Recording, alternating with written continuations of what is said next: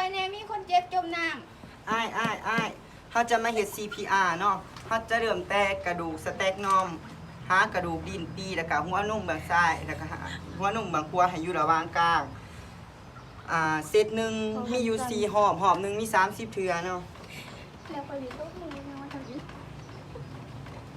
ตื่น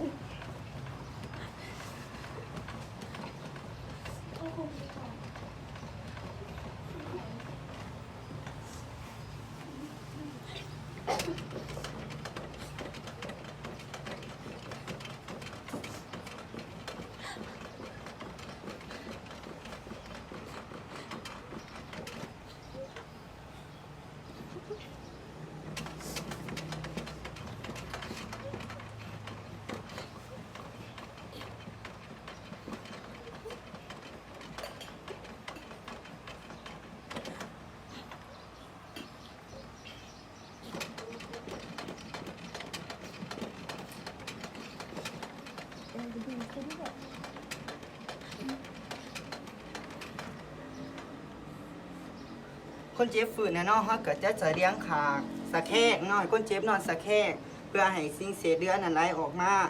แล้วก็ติดตามอาการเกี่ยวกับชีวิตแล้วก็รอถ่ารถนำส่งห้องหมอนำส่งห้องหมอเนาะ